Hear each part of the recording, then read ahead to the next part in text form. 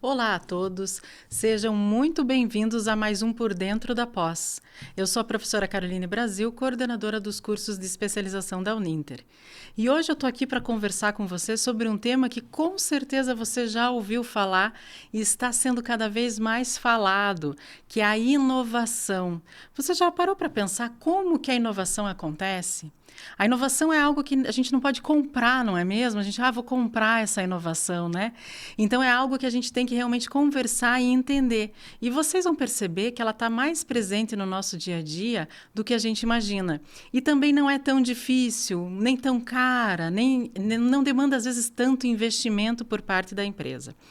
Para conversar com isso, sobre esse assunto aqui comigo, eu estou com o professor Dálcio. Professor Dálcio, muito bem-vindo ao programa Por Dentro da Pós. É uma alegria você ter acertado o nosso convite.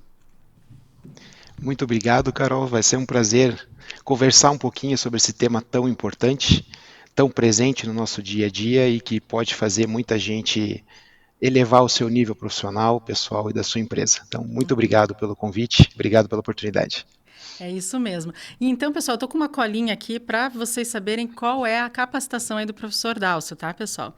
Então, vamos lá. Ele é doutor em gestão industrial pela Universidade de Aveiro, Portugal, mestre em gestão industrial pela Universidade Federal aqui do Paraná, pós-graduado em engenharia da produção também pela Federal. E ele é graduado em educação física pela PUC do Paraná e em administração pela Estácio. Ele atuou como professor universitário e pesquisador em áreas de comportamento organizacional e inovação por mais de uma década.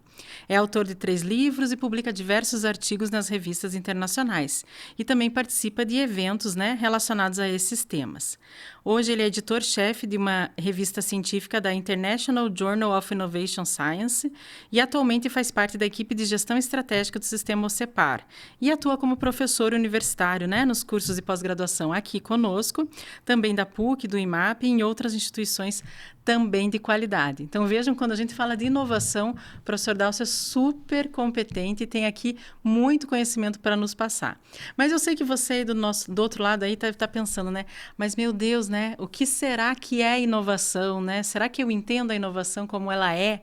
Será que a gente está falando aqui tem que mudar radicalmente, um produto ou um negócio ou um processo?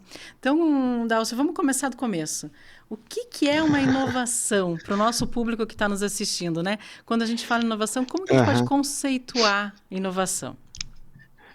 Pois é, professor. Inovação é uma palavrinha que assusta muita gente até hoje, né? Apesar dela estar muito presente, eu acho que não é uma palavra nova para ninguém mais hoje, mas ainda é um monstrinho assim que a gente precisa entender e conceituar, né? Eu costumo fazer um paralelo, né, do conceito mais acadêmico, científico, mais chato, né?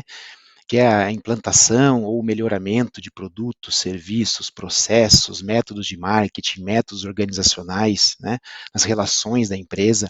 Isso tudo é muito preconizado por algumas obras, assim como o Manual de Oslo e outras. Né?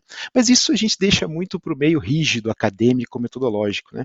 Eu gosto de explicar muito enfim, para o público em geral, a inovação muito pelo aspecto comportamental, né, que é nós, em qualquer função que a gente esteja, em qualquer empresa que a gente trabalhe, de qualquer porte, é aquele hábito e aquele comportamento de pensar em melhorar tudo que nos rodeia, né? Pensar em tornar as coisas mais fáceis, pensar em como é que eu posso agregar valor às coisas que eu tenho, aos serviços, aos produtos, aí depende muito do contexto em que nós estamos, né? Então, aí nós temos os dois lados, o conceito rígido acadêmico e o conceito mais comportamental, que eu particularmente gosto mais. Né? E eu acho que é justamente esse aspecto comportamental de pensar diferente, de resolver problemas, de escutar clientes, fornecedores e atender o que eles precisam. Eu prefiro esse viés. Eu acho que ele é muito mais fácil para o público em geral entender essa palavrinha mágica e é um bom começo. É a partir dele que produtos, processos, serviços, enfim, vão acabar aparecendo. Né? Então, às vezes, o ótimo é inimigo do bom. Então, começar pelo comportamento é fundamental nesse momento. E quando você fala, eu achei muito interessante você trazer já o comportamento, Uhum, Eu acho que a sim, gente, o ser humano, quando a gente está falando de inovação, inevitavelmente a gente vai falar de mudança, E aí a gente sim, tem uma exato, resistência ali, Eu acho que quando a gente está trabalhando com inovação, a gente vai estar também trabalhando com essa gestão da mudança. É uma forma exato. diferente de fazer as coisas, ela também pode se encaixar como uma inovação. Então, se eu estou aberto a Sim. essa mudança, isso facilita, é nesse sentido que você diz esse comportamento. Sem dúvida. É sempre bom deixar bem claro que resistente a mudanças todos nós somos. É inerente ao Então, ser isso que eu falei, humano, né? o ser É, humano, né? A gente exato. quer o conforto, a tranquilidade, né? Exato. É, a mudança sempre assusta, mas assim, há um lado bom nisso, né? Nos dá o senso de responsabilidade, nos dá o cuidado, nos ajuda a administrar um certo grau de risco. O problema é quando essa resistência acaba impedindo você de tentar coisas novas e melhorar, né? Então, aí não é saudável. Então, Aí um é um pouquinho de bloqueio. resistência, exato, né? Um pouquinho faz bem, muito já vai ser um impeditivo e você vai parar no tempo, né? O mundo vai evoluir e você vai ficar para trás, né? Então, sem dúvida, a resistência à mudança é um problema grande. E quando a gente está falando dessa mudança, tem aquele. Eu acho que isso impacta muito em empresas, às vezes, me corrija se eu estou errado, tá, Dálcio? Aham, Eu claro. acho que empresa, assim, quando a gente está falando de uma empresa, às vezes, familiar, ou uma empresa de pequeno porte, médio porte, que tem assim, sempre fiz dessa maneira e sempre deu certo. Uhum, Ou, sim, né, meus clientes gostam desse jeito, por que que eu vou mudar? Mas às vezes não se é, atenta que se eu não mudar agora, daqui 1, 2 anos, eu não tenho mais o mesmo mercado. Eu acho que tem que perceber exato, isso também no cliente, no negócio, sim. no ramo, né? Eu acho que é um feeling ali, um acompanhamento, não sei. É delicado, né, esse assunto. A gente tem um termo até muito engraçado, assim, para se referir a isso que você comentou, que a gente chama de síndrome de Gabriela, né? Para quem é mais antigo, aí aquela coisa, eu nasci assim, eu cresci assim, serei sempre assim, né? Então, essa síndrome de Gabriela, que a gente trabalha quase que numa forma lúdica e brincadeira, representa muito bem esse cenário, né? Então, a hora de inovar é a hora que as coisas estão bem, a hora que as pessoas estão motivadas, a hora que tem recurso para investir, a hora que o mercado está favorável. Só que nesse momento a gente acaba não lembrando dela, né? Estou ganhando dinheiro, está tudo bem, pode ficar assim. Time que está ganhando não se mexe, né? Essa velha máxima que eu particularmente acho horrorosa. E a gente só começa a lembrar em fazer as coisas um pouquinho diferente, em olhar o mercado de uma forma diferente, a hora que as coisas estão mal. E a hora que as vendas estão caindo, os recursos são escassos, e aí o problema já é mais grave, né? Como é que você vai fazer inovação sem recurso, com as pessoas desmotivadas, salários atrasados, estrutura precária? Né? Então, a síndrome de Gabriela, né, uma forma legal de a gente guardar isso, é muito problemática e muito mais comum do que a gente imagina, infelizmente, principalmente em micro e pequenas empresas, como você citou. Pois é. Então vejam, pessoal, olha que Né? importante, né? Essa fala aí que o professor traz para a gente. A gente precisa, quando a gente está bem, tem que estar pensando também em inovar, em trazer alguma coisa. Quando, né, eu estou tendo sucesso, mas isso não quer dizer que eu vou parar por aí, né? Então eu vou tentar dar um próximo passo. Não é matar o produto que está dando certo, né, Dalcio? Não é isso, Não, de né? forma alguma, Mas não, é não estar de disse isso. olho. É estar de É isso aí, olho, né? né? É a gente estar Eu de costumo, olho. Eu eu acho que costumo isso é bem brincar importante. muito, sempre.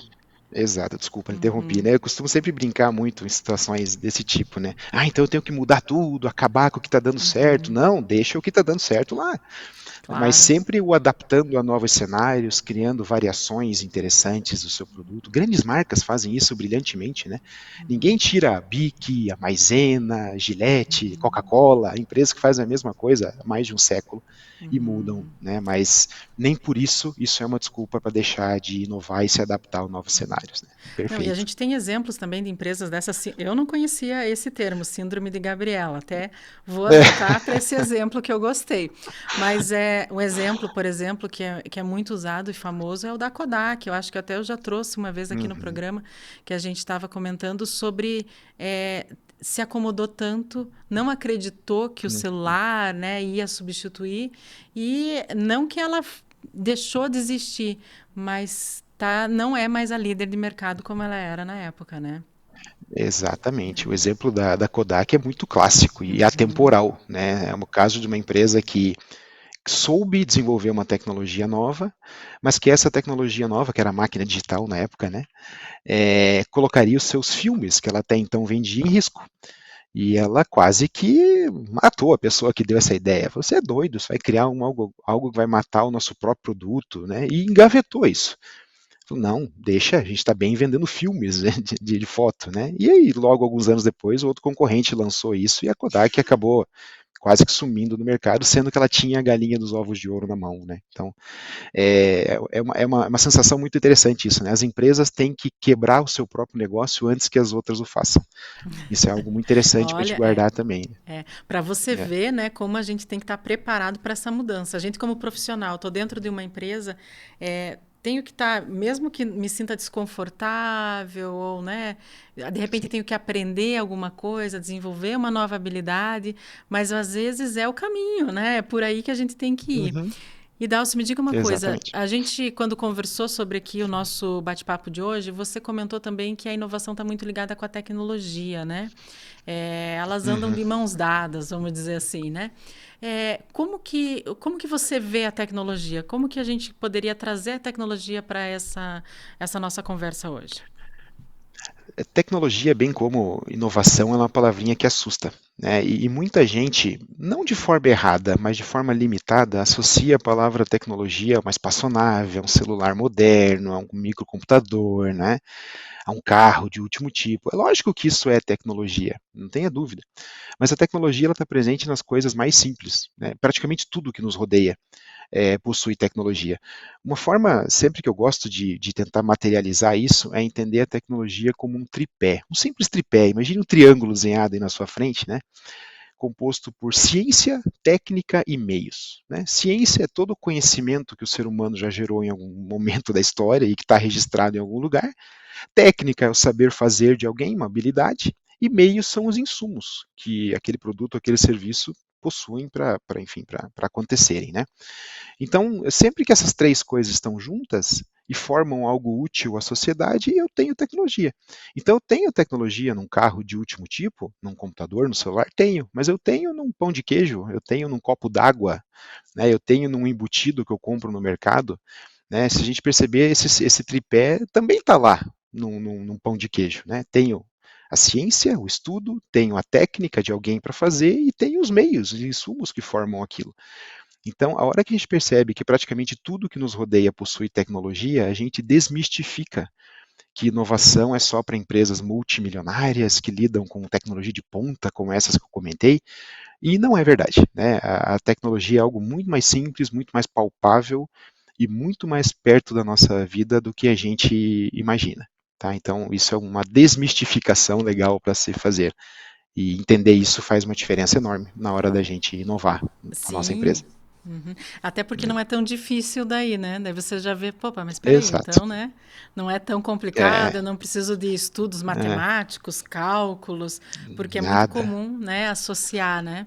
E a Sim, inovação, Dálcio, é inovação quando, por exemplo, eu não preciso ser. Eu tenho um conceito que às vezes me incomoda, né? Que às vezes acham que é sinônimo ou que eles têm que andar juntos, o ineditismo, né? Nem sempre a inovação sim. é esse ineditismo. Então, eu não preciso ter algo assim. Nossa, não existia a energia elétrica e eu descobri a energia elétrica. Uma inovação. Uhum, Mas nem sempre só isso, né? Então, existem outros tipos, né, de inovação. É um tipo, imagino, mas não único, né? Não é, eu tenho que inventar algo uhum. novo, que ninguém nunca teve essa ideia, né, para ser inovação. É, não necessariamente, né? Claro que é o sonho de todo mundo, é a galinha dos ovos de ouro, é o Ah, tema que vai ser descobri. estudado, né? Aham. É legal, ótimo, que bom, né? Mas não, né? Eu costumo mostrar nessa hora, assim, a inovação está muito vinculada ao dinheiro que você ganha, ou ao aspecto social que você atende, né? Então, se esse foi o resultado, se você ganhou dinheiro, se você se capitalizou, se você resolveu o problema do teu cliente, o fato de ser inédito ou ser copiado de alguém é o que menos importa, né? Copiar não é crime, crime é estragar a cópia. Né? Então, assim, claro que respeitando patentes, respeitando direitos autorais, respeitando direitos intelectuais, né? É o Não, famoso não é benchmarking, aquelas. né? Que a empresa vai Exato, fazer, né? mas Uhum. se o vizinho está fazendo algo legal que pode servir para você, por que não se inspirar ali e fazer algo para você também? Então, não há nenhum problema nisso, né? Então, inclusive, a maior parte das inovações hoje no nosso país, nas micro e pequenas empresas, são motivadas por algo que a pessoa viu, achou interessante e quis aplicar na empresa dela. Então, o importante é ser inédito para ela, para a empresa, não para Ah, o mundo. Se ótimo. for para o mundo, melhor, mas se for só para mim e isso me trouxer resultado, tá excepcional também, da mesma forma. e configura uma inovação aí. Então, por exemplo, algo que ela não fazia, Claro. passa a fazer, mudou ali a forma, um processo, a forma de atendimento, às vezes nem é o Sim. produto, né? Eu acho interessante, assim, esses dias, né, estava pensando, né, que hoje em dia até, assim, salão de beleza tem aplicativo para você Sim. marcar, para você desmarcar, algo assim que a gente pensa, nossa, mas existem tantos aplicativos, né, para tanta coisa há tanto tempo, Uhum. mas é inovador, né, para aquele salão de beleza ter um controle Exato. no celular, né, com o Aham. aplicativo, trazer algo de tecnologia para o seu serviço, eu acho que também né, também entra como Sim. uma inovação ali. No caso, no atendimento ao cliente, acho que controle também, né, até de Aham. pagamento, tudo mais, ajuda para esse gestor ali, né? É a inovação para a empresa, né, Carol? Ela não é Uhum, inédita no mundo, ela não é inédita no mercado, os clientes não vão ser, meu Deus, que surpresa essa tecnologia nova, mas uhum. agregou valor para ela, né? Facilitou a vida do cliente, facilitou os processos, gerou renda, gerou capital, isso é o que importa no fim das contas, né? Então, teu E exemplo está perfeito, é atendimento, isso né? mesmo. Atendimento mais ágil, Sim. porque ganha, né, em velocidade de atendimento, enfim, né, até o controle, né, Uhum. não evitar esse exemplo do salão de beleza, né, bem simples, mas de evitar duas pessoas agendarem no mesmo horário, que de repente quando era ali no caderninho, podia acontecer muita Uhum. coisa, né? Então ali de repente o Exato. aplicativo vem para solucionar de uma forma mais tecnológica. Eu acho que aí já entra Uhum. também, né, é uma tecnologia Sim. não inédita, claro, mas que e também não tão cara, né, Dalcio? Eu acho que Uhum. é acessível a muita gente, né? Eu acho que esse tipo de coisa a gente tem que parar para pensar, né? Se eu posso incorporar no meu negócio um aplicativo, me coloca mais perto do meu cliente, né? Eu tô no Sim, celular exatamente. dele, né? Não sei se Exato. é bom para as empresas pensarem assim, né? Tem toda a razão, né? Eu costumo falar que uma coisa que tira as empresas, às vezes, do senso comum e torna elas melhores, não é uma genialidade fora do comum, uma inteligência acima da média do seu dono, mas sim só a capacidade de observar as tecnologias disponíveis no mundo, né? Mais ou menos específicas e saber o que, disso eu consigo incorporar aqui dentro dos recursos que eu tenho, das limitações que eu tenho, enfim, seja quais forem, né? A gente sabe que no Brasil a gente não é um cenário, meu Deus, que maravilha, empreender aqui é difícil, mas com essas limitações você pode mapear tecnologias, enfim, e agregar valor para o seu negócio. Isso é o mais importante, né, sem dúvida. Seja você fazendo ou outro fazendo a tecnologia, traga ela para dentro e coloque e faça funcionar. Isso é fundamental. É, claro. E às vezes vá atrás, né? Às vezes não é tão caro, não é tão Sim, difícil, não precisa, né? Eu acho que e tem que dar o primeiro passo, né? Vamos começar aos pouquinhos. Pessoal, eu vou chamar o exatamente. intervalo, mas antes eu quero deixar vocês aí com uma. A gente vai estar falando depois no nosso segundo bloco aqui sobre PGI. Você já ouviu falar nesse termo? Tem uma relação direta aqui com a inovação. A gente já volta, tá? É bem rapidinho. Aguarda aí só um pouquinho.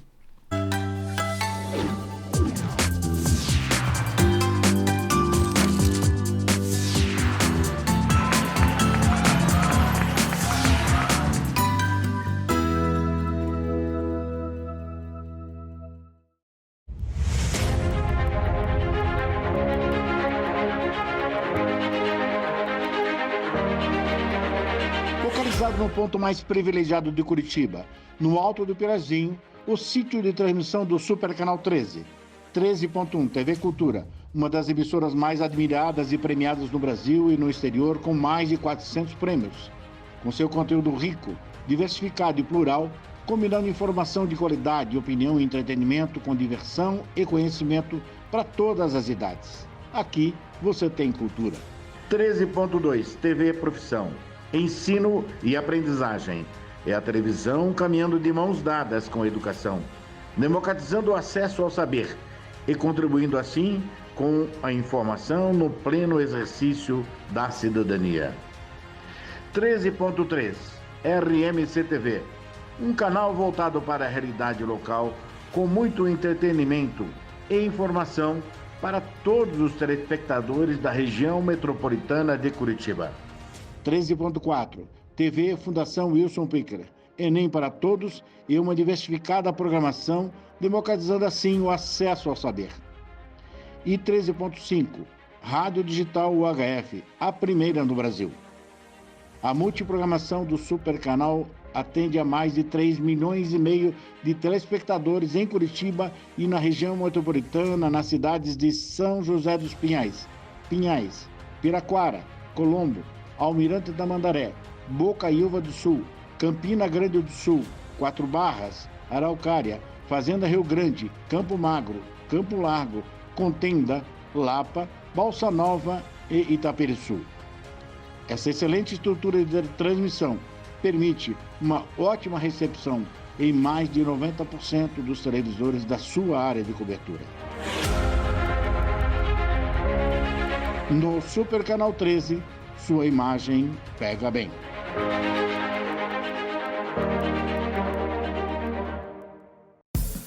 O Ministério do Turismo, a TV Cultura e o Uninter levam até você Provoca. Ainda bem. Metrópolis. Linhas Cruzadas. Estação Livre. Matéria de capa. Senhor Brasil. Repórter Eco. Opinião. Planeta Terra. E Quintal da Cultura. É muito legal. Aqui tem dramaturgia, sustentabilidade, documentários, música, inclusão, diversidade. Já que tá tudo aqui. Aqui tem cultura.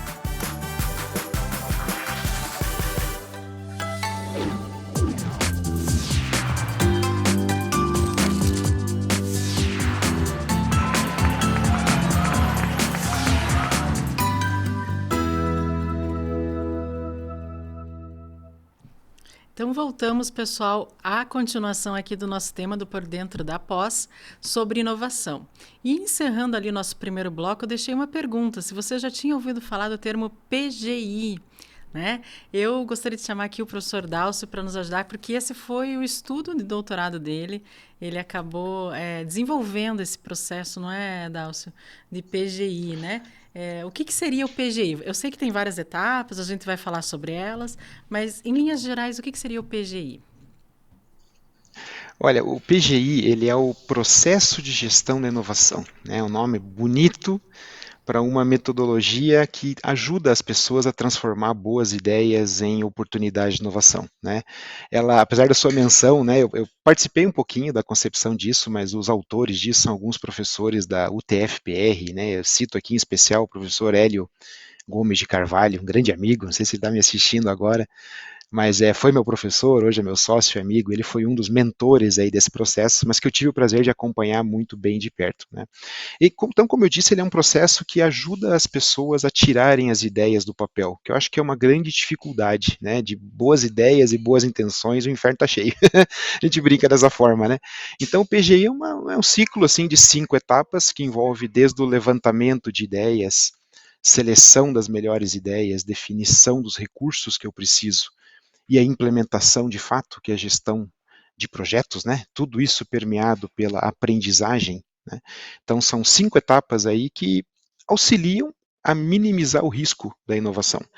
Ela não é segurança de certeza que tudo vai dar certo, a inovação sempre pressupõe um risco, mas é uma metodologia que ajuda muita gente aí a organizar suas ideias para que o potencial delas em se tornar uma inovação de fato e traga as benesses, né, daí aumentam bastante quando a gente adota um método que comece pela levantamento de ideias, brainstorming, como a gente conhece, até a implantação de um projeto de fato, né? Então, de forma bem singela, o processo é mais ou menos esse. Então vejam, pessoal, tudo aquilo que a gente conversou ali no primeiro bloco, agora a gente vai falar muito rapidamente, mas depois vocês podem, de repente, procurar se informar mais, né, sobre isso. Inclusive, a gente tem esse material que o professor elaborou aí no nosso curso de especialização de gestão de negócios inovadores, mas a gente, para como começar, né, bem como sair do papel. E aí, eu tenho vontade de fazer uma inovação na minha empresa, eu percebo que meus clientes estão pedindo algo que eu não faço ou de uma forma que eu não faço, mas e aí, né? É aquela pessoa que não sabe por onde começar, né? Da onde eu começo? Aí Exato. para não começar errado ou para minimizar o risco que você comentou, não é, Dalcio? Existem os riscos envolvidos, mas eu quero minimizar o risco para não ficar né, perdendo tempo, perdendo dinheiro. Existe esse projeto, né, da gestão da inovação, que ela não vai aparecer aqui do lado, prontinha para mim para eu usar.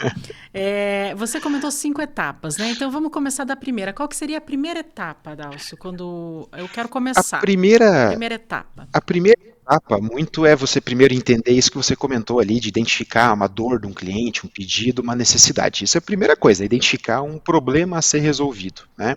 Normalmente esses problemas vêm dos clientes, meio que praxe, isso é a nossa principal fonte de informação. Então a primeira etapa, daí, a partir desse momento, é você levantar ideias, né? O que é? Levantar possibilidades para aquele problema ser resolvido. Normalmente, via de regra, né, apesar de ter aí centenas de técnicas diferentes, as organizações e nós, de forma geral, usamos muito o brainstorming, né, que a gente conhece muito isso, né, que é juntar uma equipe ali multidisciplinar ou quem tiver à disposição para ajudar em pensar em levantar ideias para solucionar aquele problema. Então a primeira etapa é essa, né, fazer uma sessão criativa para que eu levante o maior número possível de alternativas para resolver aquela dor do meu cliente ou aquela necessidade do meu cliente. Essa é a primeira. Mas aí é importante que eu tenha um feedback desse cliente, ou seja, eu tenho que estar próximo dele.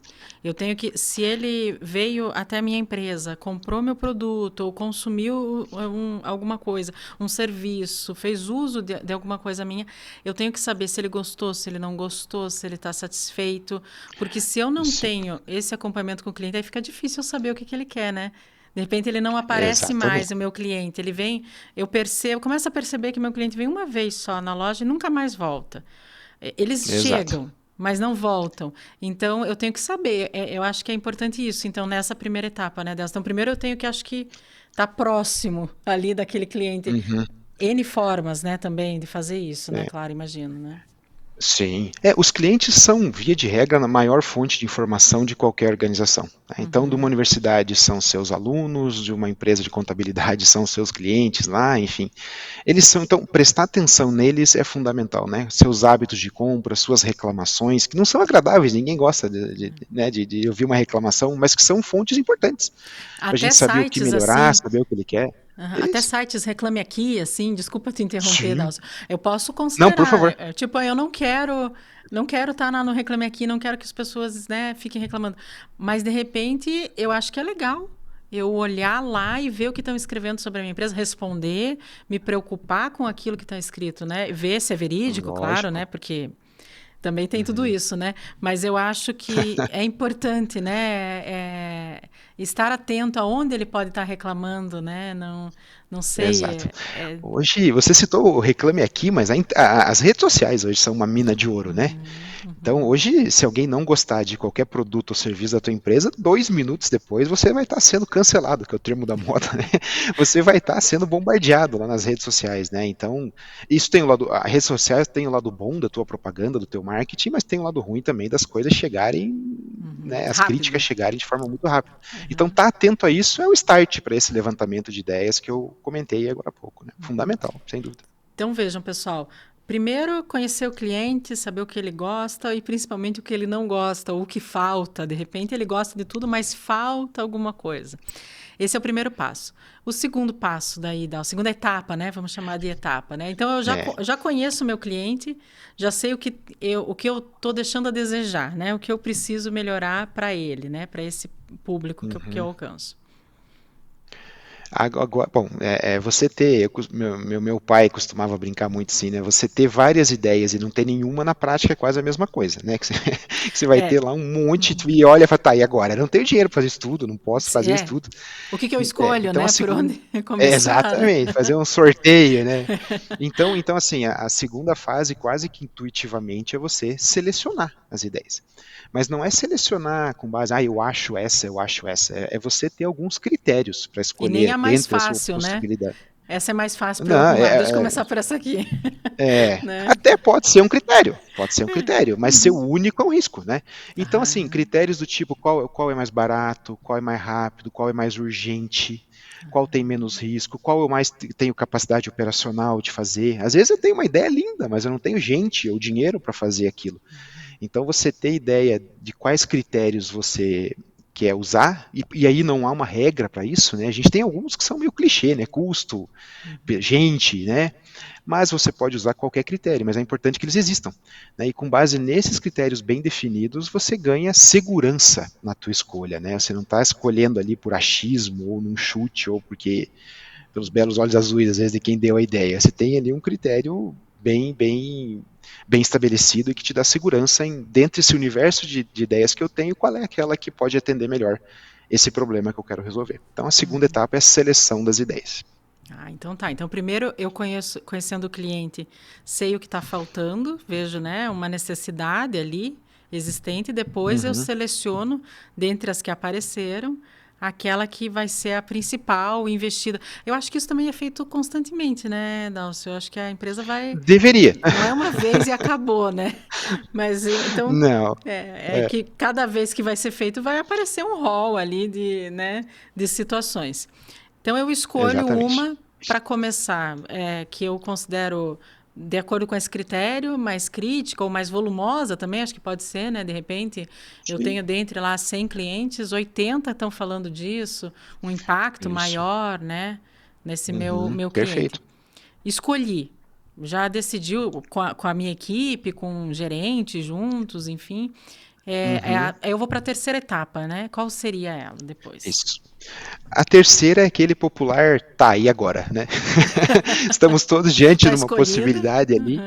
Tá escolhido, que bonito, né? Então, um erro muito comum nessa hora é na empolgação, às vezes, porque a ideia às vezes é encantadora, né? Parece tentador, você já ir para a execução dela. Isso é um erro a não se cometer, sabe? Começar a fazer as coisas de forma muito atropelada.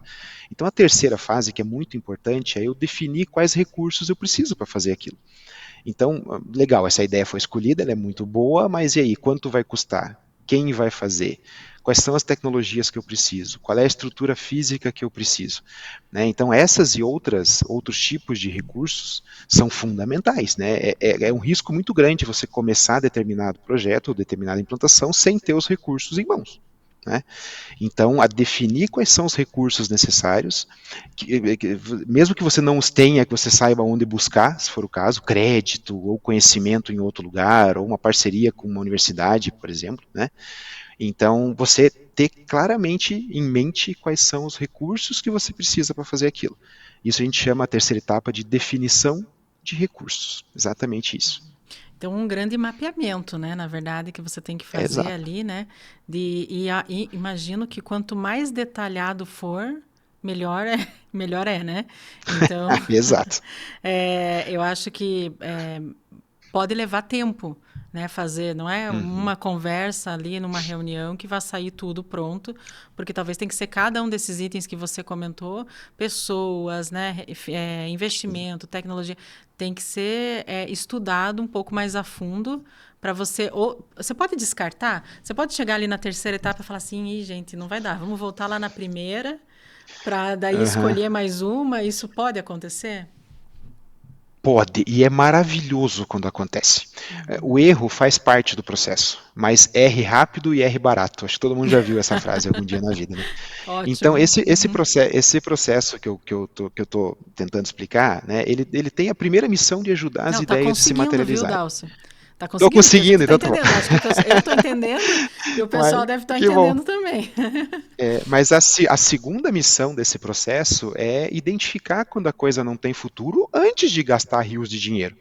Né? Então, você no meio em qualquer etapa, não só nessa terceira, você perceber, é legal, mas não dá, não tem dinheiro, não tem gente, ou nesse momento não, nenhum problema em voltar lá para a primeira etapa e rever os critérios, rever as ideias e escolher outra. Esse é o popular errar rápido e errar barato, que é fantástico também, né? Então, muito bom quando acontece, nenhum problema, pelo contrário, então, vejam, senso pessoal, de responsabilidade. Vocês podem voltar. Então, começou, viu que ficou muito, né, um passo maior que a perna, volta, escolhe a outra e vamos daí chegar na terceira etapa de novo. E aí tá, eu vi que eu vou ter capital financeiro, vou ter pessoas, vou ter tempo, tenho tecnologia. Nessa terceira etapa, qual seria a quarta? Quando eu chego lá na quarta etapa, deve ter tudo definido e planejadinho, né, ali. A quarta etapa seria a implementação de fato, o desenvolvimento do projeto como um todo. Claro que a gente fala, a palavra projeto remete a sempre coisa muito grande, mas por favor entenda a palavra projeto como fazer o que eu estava planejando nas etapas anteriores, né? Então é você colocar de fato os recursos, organizar a empresa, organizar as pessoas, organizar a linha de produção, se você estiver numa fábrica ou o processo de um novo serviço. Então é você de fato tirar as coisas do papel e começar a desenvolver. Um conhecimento muito importante nesse momento é o conhecimento em gestão de projeto, né? Então, quem faz o quê, em que momento, entrega o quê, né? Então, aquele conhecimento de gestão de projeto puro mesmo é muito importante nesse momento para você organizar. Senão, se esse conhecimento faltar, você não sabe o que fazer com os recursos, não sabe como direcionar, não sabe dar as atribuições corretamente, e aí a coisa vai para o buraco do mesmo jeito, né? Então é hora de fazer a coisa acontecer mesmo. Protótipo, conversar com o cliente, testar com ele, perguntar se é isso mesmo que ele quer e tentar se cercar o máximo possível de segurança de que aquilo que você está lançando atende de fato aquele problema que a gente pensou lá no início, né? Que deu origem a isso tudo. Então é uma hora boa de você, é isso mesmo, né? E fazer, mas em resumo, é fazer a coisa acontecer. Esse é o objetivo da etapa de implementação, que seria a quarta etapa aí desse processo. Então, teoricamente, a inovação aqui já aconteceu. Quando a gente chega na quarta etapa, eu já tenho a inovação. Mais ou menos, né? A inovação pressupõe a implementação já desse projeto no mercado e as pessoas já comprando, daí a depende se é um produto ou um serviço. E, não, a implementação ela começa dentro da empresa até o produto ou serviço, né, seja lá o que for o processo, ir para o mercado, estar disponível, começar a funcionar. Né? Então é a hora que sai de dentro da empresa e vai para fora. Claro Entendi. que pode ser que vá para fora e o público não compre, não goste, e aí tudo foi por água abaixo, né? Então, porque a inovação pressupõe esse resultado, pressupõe a aceitação do mercado, né? Então, a gente só considera mesmo a inovação como feita com sucesso a hora que tudo isso é feito, vai para o mercado e você percebe, resolvemos aquele problema que nós Funcionou. tínhamos lá no início, né? Então, é mais ou menos, a inovação começa ali de forma concreta mesmo, mas ela, com o tempo, você precisa ter o retorno financeiro, lógico que é o que você espera, né? Financeiro e de satisfação dos clientes. Aí sim a inovação está de fato concretizada e bem sucedida. E a quinta etapa, então, Dal, seria essa, de levar para o mercado, não? Não, Não, a quarta, essa é essa está depois. dentro da quarta, que é a implementação, né? A Tá. quinta é uma muito legal, né? A Olha aí, quinta é pessoal, uma vamos que ver. a quinta é uma que permeia as outras quatro de forma geral, né? Ela não é na sequência, ela está presente em todo o ciclo, que é a aprendizagem, né, Carol? Que imagine, uma empresa que nunca fez esse processo que eu estou explicando. Ele vai sofrer. Ele não sabe fazer um brainstorm, ele não sabe escolher critérios para escolher a melhor ideia, ele não tem ideia onde conseguir os recursos que ele precisa, então vai ser muito sofrido isso. Vai ser muito... Mas a partir do momento que você começa a fazer isso mais vezes, e é assim como qualquer coisa que a gente faz pela primeira vez na vida, né? Você sofre, é difícil, você tem dificuldade, você erra, mas com o aprendizado, ou seja, a constância de saber o que está dando certo, o que está dando errado, registrar lições aprendidas, esse processo vai se tornar cada vez mais fácil e até intuitivo para todo mundo, né? Não precisa mais ser formal, ele pode ser intuitivo, as pessoas pensam dessa forma o tempo todo, né? Então, a quinta etapa seria a aprendizagem desse processo todo. É muito legal. E essa aprendizagem envolve o que a gente comentou no primeiro bloco, também de não ter medo da mudança. Você vai aprendendo a não ter medo de mudar, né? Vai ganhando. Eu acho que a partir do momento que a pessoa, a empresa, né, ali a equipe, fizer um processo desse completo e der um bom resultado ou tiver sucesso, ganha mais segurança para o segundo, para um terceiro, né? Eu acho que a equipe vai amadurecendo para esse tipo para que a inovação aconteça. Dentro do setor, Sim. dentro da empresa, enfim, eu acho que acaba acontecendo, né? A gente chama muito isso de aprendizagem organizacional, né? A empresa começa a aprender, como empresa, a fazer esse processo. Então, a primeira vez vai ser sofrido mesmo, vai errar, vai se frustrar, vai ter dor de cabeça, vai Mas não ter desistam. problema. Não desistam. Não, faz Não parte. desistam. Faz parte, né? Eu não conheço uma empresa que fez essas 4, 5 fases aí primordialmente, assim, ou de forma muito bem sucedida na primeira vez. É sempre um sofrimento. Então, mas vale a constância, vale a insistência, vá aprendendo e quando você menos espera, você vê que isso já está parte do teu dia a dia, já está no DNA. E acaba aumentando a competitividade daquela empresa, né? Então, eu acho que tenham sempre aquela, né, sabendo que a luz está lá no fim do túnel e que você vai mantendo, né, essa competitividade que a gente precisa, né, hoje em dia, né, não Exato. só localmente, mas nacionalmente, enfim, a gente tem que ter empresas mais competitivas aqui no Brasil. E essa é uma das etapas, uma das necessidades é a gente ter inovação presente. Dalcio, eu acho que antes Exato. da gente encerrar, eu queria que você trouxesse alguns exemplos, assim, mas não esses cases de sucesso que a gente acabou citando aí no Sim. primeiro bloco. Exemplos, assim, mais próximos de todo mundo que está nos assistindo ou da gente mesmo. Você tem um ou dois aí para citar, para a gente visualizar aí? Eu tenho um de forma geral, assim, que não é de uma empresa específica, mas eu gosto muito de citar, que é o nosso público do Sebrae aqui, eu vou citar como exemplo aqui no Paraná, que são as micro e pequenas empresas, né? E muita gente fala, não, é uma pequena padaria, um salão de beleza que você usou como exemplo. Não podem, não é para elas, inovação não é para elas, mas é, né? Se você começar a reparar como cliente desses lugares, todos nós consumimos esse serviço, esses produtos em algum momento da nossa vida, comece a reparar e veja, volte no tempo, né? Volte a 10 anos, 15 anos nesse serviço e você vai ver que ele não está da mesma forma que ele era. Ele se modernizou, ele está com novas tecnologias, o prestador do serviço lá, o teu barbeiro, a tua cabeleireira, já não tem mais a mesma técnica que tinha 10 anos atrás, já está usando tecnologias melhores, né? O pãozinho, os produtos lá da padaria estão saindo diferente. Isso tudo faz parte das inovações que aquele pequeno negócio foi colocando em prática. Tá? Então, nós temos N exemplos desse tipo de mercado, que é o que eu mais gosto. Né? A gente vê inovações no Google, no Facebook, na Tesla, esse todo mundo conhece, né? Mas você vê essas empresas que você é cliente e vê como elas evoluíram nos últimos anos, mostram o quanto essas organizações adotam tecnologia, precisam melhorar para se manter competitivas. Foi-se o tempo que a inovação era um diferencial, hoje ela é uma questão de sobrevivência, ou você faz isso, ou o cliente vai trocar para o vizinho, não tem jeito. Então, é visível como cliente, e é um desafio que eu deixo aí para quem estiver nos assistindo, né? Volte um pouquinho naquele serviço que você usa há 10 anos e você vai ver que ele não é mais o mesmo hoje, justamente porque ele mudou. Né? Então, uma forma muito legal, acho que o melhor exemplo que eu posso dar é vá naquele lugar que você vai há muito tempo, lembre-se como ele era e você vai ver a inovação, como aconteceu na prática e na vida real e no 90% aí das nossas pequenas empresas, né? Hoje Ah, em dia no Brasil. muito legal esse exemplo e vou exercitar. Depois eu te conto aí como é, o que eu Tá bom. descobri. Dalcio, muito obrigada aí pelo teu tempo, por estar aqui conosco, trazer todo esse conhecimento. E você que nos assistiu, eu agradeço também, né, de estar aí nos acompanhando sempre aqui pelo Por Dentro da Pós. Eu e os outros coordenadores aqui da Uninter, a gente fica muito feliz com a audiência de vocês.